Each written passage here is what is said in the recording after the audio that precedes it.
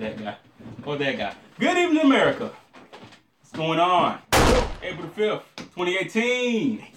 2018 in the house. Approximately 6:45 p.m. Alright, so we back. Alright, there's the gun debate. Since you said heated debate, it's always a heated debate. Sick of it. People say between Democrats and Republicans, but it's not really between Democrats and Republicans or conservatives and progressives or whatever you want to call liberals. It's annoying. It's a discussion that's going all around because people on both sides, if you want to call it sides, are flip-flopping on the issue of guns and gun safety and whether we need more regulations on the gun or whether we need to just ban it all around, or the Second Amendment needs to be changed or just completely wiped off the map. So there's a lot of discussion on those things. That's the biggest point. That's what? The biggest point is the evil AR-15. The evil AR-15. There's definitely a lot of demonization going on surrounding the gun that is the AR. The extremely powerful AR-15. The extremely powerful assault rifle. The weapon. Weapon of mass destruction. It's the so many names. The destroyer of lives. The destroyer of worlds. The eater of souls. What is it? It's freaking Galactus. It just eats worlds, eats whole worlds. That just right, so devastating thing, right? That scary thing right there. It's devastating. It's scary. It's devastating. It's it terrible. Destroy lives. Yep. It's evil. Because it shoots at like 50 million miles an hour and there's multiple bullets coming out. It's everyone dangerous. knows that it's fully automatic, right? Yeah, that thing is automatic. Set to kill. Hold the trigger down and it just keeps going. Very, very, very scary. That's a lie. It's semi-automatic. Whatever that means. Full semi-automatic. Full semi. Go semi-auto. Semi scared. Yeah, so yeah, obviously a lot of people, by now, everyone should know the difference between an automatic weapon and semi-automatic. So, by now, I it's military grade.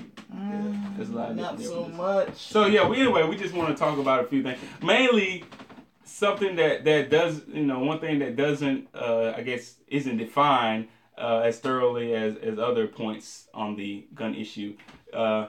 It's the caliber of, it's the caliber that. So that's not really basic like ARs like used. Yeah. So no one, and that's pretty much just a measurement of the projectile that's being shot from the gun. But we're not gonna go into a scientific definition. The only thing we're gonna say is with projectiles, usually a nice rule of thumb is the bigger it is, the more damage it does.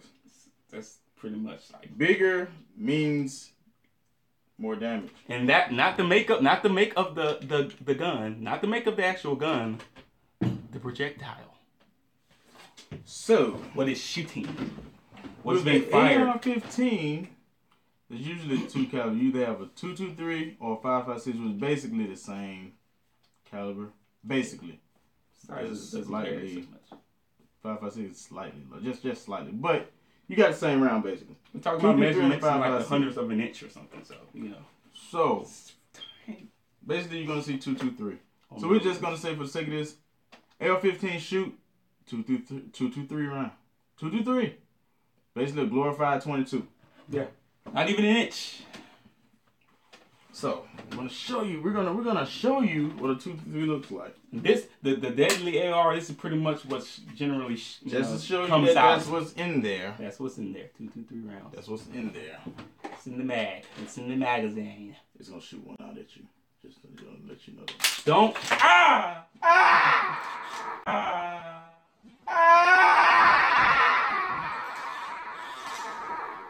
So it's safe. It's safe. There's nothing in it. Nothing in the chamber. It's empty. Just letting you guys know, you safety people out there. Yeah, definitely. She's empty. It's safe. The safety. Safety's on. So it's been on the whole time. One more round though. So grab that. All right. Just to show you that this is the same round that's in there. Just in the mag. So you can't say he just picked up a different round. 223. So we're gonna put Mr. 223. I'm gonna give it to you. Keep it in the view so they can see that we're not changing up anything here. Anything. All right. Where's my camera? On the other side. Oh, it's right there. So, this here, just slide back a little bit. Just keep it up there. This is my 7mm Magnum. This is my hunting rifle. This is a different gun for those who don't understand. Look at that. Doesn't look menacing at all, does it? Just a regular old hunting rifle with a scope on it. It got a scope on it. Look a little more menacing with that scope. And an ammo sleeve. Got a skull on the scope. That's kind of scary. No, I mean, it's a basic hunting rifle. It's a 7mm Magnum. That's a hunting rifle. This is my hunting rifle that I use when I go deer hunting. But, yeah, this is, I think this one's hot too. He's gonna smack me in my face. I'm not gonna smack you in the face. So we good. All right. 223 round. Remember that. All right.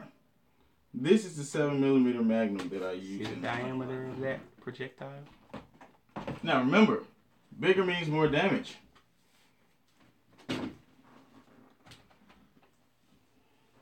This is a 7mm Magnum. Compared to the 223. This is the 223 that came out of... This let me put it on my hand. You see that? Sitting on the same base. Now, these, I mean, that's... You can look at the difference in the projectiles. As you can see, the 7mm Magnum is a lot larger. A lot larger than the 223 round. This is the projectile. This is where the powder is. I got small. In the cartridge. This is the cartridge. I'm less of a man.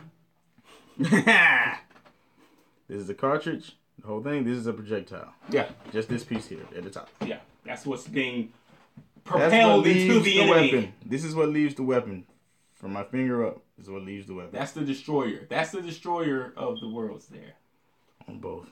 On both of the... See the difference in size? See the difference? So there's a big difference. It's crazy that people would think that this whole thing's left behind. Is more powerful. This is left behind. Than this. This is from the hunting rifle. It's more dangerous. Some states won't even let you hunt with a 223 because they deem the projectile is not enough power behind it. It just wounds the animal and it doesn't kill it. They say in humane you can't use those in certain states. Yeah. To hunt with. They won't let you because it's not powerful enough to give a clean kill. That's what they say anyway. Yeah. I've used 223 and killed things. So. Yeah. But like I said, it's gotta be a better placed shot. Yeah. This doesn't have to be as well placed to kill the animal. Exactly. Because a bigger round, it has more power to it. So just being very simple, this is more powerful than this. This is more powerful. And this is not a topic of discussion. No, this is fine with people. They're fine with this. So they think, or so they say. They think they're fine with that. And I think that's because they're not objective thinkers. There's no intellect there. They're afraid of this, just the way it looks. I mean, and when you're not thinking objectively, you're not basing your thoughts and your ideas off any factual information, really. So you're just pretty much spewing out rhetoric that's been passed down and told to you. So it's like an Orwellian. Yeah, so you don't even. It won't fit. It won't even fit in there. It won't fit. It's not gonna work. That monster will not fit in there. It's not gonna work. You can't make it fit. You guys are afraid of these. This won't even fit in there. So, you know what I'm saying? It's ridiculous. So yeah, and the argument, the point here is not to say that these don't do any damage. The point is the arguments that are being presented is that the AR-15 will hit whatever it hits, it makes it explode. It's being deemed and given names like an assault weapon when other guns that have bullets in them or that will project something that is a lot bigger, which will do more damage to the human race. Those aren't even the topic of discussion, really. So my thing is, really, if you're gonna think objectively and have an actual argument, okay, bring all the info to the table. You may as well say, if I don't like these, then I don't like this. Say, I have more respect for those individuals. Just say, just ban all the guns. So ban them all. Ban them all. Go ahead. Say that. You're being honest about what you want. And now we can go to the topic of discussion of individuals like poor David Hall.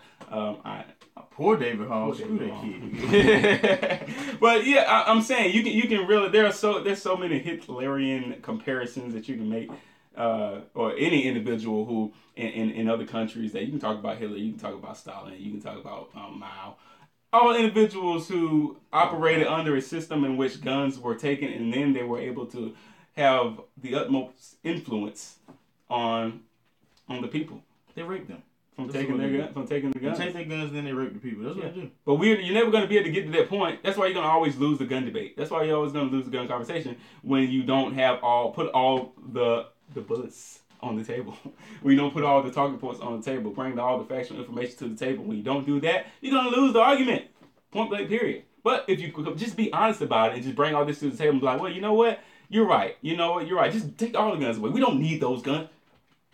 From my cold, dead hands. So when you bring all that to the table, then we can have a discussion on. We can talk about why individuals like us think that or believe that it's necessary for us to have guns, especially when the government also has weapons. You know, then we can start talking about why individuals like us are so hard pressed on that what we would deem a fact, which is a fact because it's happened in other nations, and why we believe that it can happen in America. Then we can talk about other things. We can start going down the line there. But until you admit that, then you're going to get stalled there every time. You know, the conversation's not going to go much further than the actual gun and the biggest thing they say is, you can't get rid of guns a little bit. Guns are here to stay. No matter what you do, there always going to be guns. So if there was a way now, if there was a way to get rid of all the guns on the planet, to never be manufactured again, people forget how to make them, and we just start from scratch in our mindset, and they could never come back ever again. Okay. With that being said, I would get rid of mine because there's still an equal playing field then. Yeah. For us or anyone who may wish to oppress us. You got a better chance of survival. If that were possible, bring an autocratic system upon us. That's not possible. You can't get rid of all the guns, and I'm sorry. You can't get rid of autocracy. You can't get rid of individuals who want to control you, and that is a surefire way to control you. Yeah, whoever has the guns has the control. I mean, those are quotes from individuals who have done it. They've done it. There's too many incidents in history where it's happened. They always disarmed or their population, yeah. They disown the population first, and then they come in and implement all the crappy rules they want to because they have the guns. Yeah, exactly. And their military has the guns. Yeah. So we can go on all day talking about. We can go into information and gun deaths in the United States have been radically declining since 1993. According to the Centers for Disease Control, there were 7 gun-related homicides for every 100,000 Americans in 1993. By 2013, that number had been sliced in half to 3.6 homicides per 100,000 population. During that same period, the number of privately owned firearms in the United States doubled, from 185 million to 357 million privately owned firearms in the United States. So the number of arms in the United States was going like this, and the amount of gun crime in the United States was going like that. And yet everybody in the media seems to assume that more guns means more crime. You're going to have to explain then why more guns does not mean more crime. We can go into stuff like that and that all day. And like I said, it probably won't go anywhere because there are individuals who won't even take the basics into consideration that we've just brought out. They won't even take that into consideration. So if you're not going to take the basics into consideration, then there's no change in your mind on the topic. So we can't even go any further than that. So we're just going to cut it right here for now. And in another video, maybe we'll just go into all of that info. More than likely. Maybe. This is an ongoing thing. It's going to continue to go because it's always going to be something. Been going on. Yeah. Until you get more regulatory actions on and stipulations on the gun. I mean, they're trying to take bump stocks, but yeah, like I said, we can go on all day. Yeah, but the basis of this is just saying that a .223 round is measurably and extensively less powerful than basically any other hunting rifle that you're gonna find. A hunting rifle. Yeah. You can use an AR-15 to hunt. A lot of people say it's not made for hunting; it's made for killing. And when there are guns, you didn't hear what I said. What? You didn't hear what I said. Oh, you said you're not gonna. What you? No, I said an AR-15 is not made for hunting; it's made for killing. Oh. Well, people that say that they kind of don't understand the rules of hunting. Basically. In hunting, you kill things. You kill things, yeah. Yeah, they have to die. Exactly. And one thing, when there are guns that look like this, and they're able to shoot out, people probably don't know the difference in like shotgun shells out. But when you can shoot shotguns, when stuff looks like this, and it can shoot shotgun shells, I mean.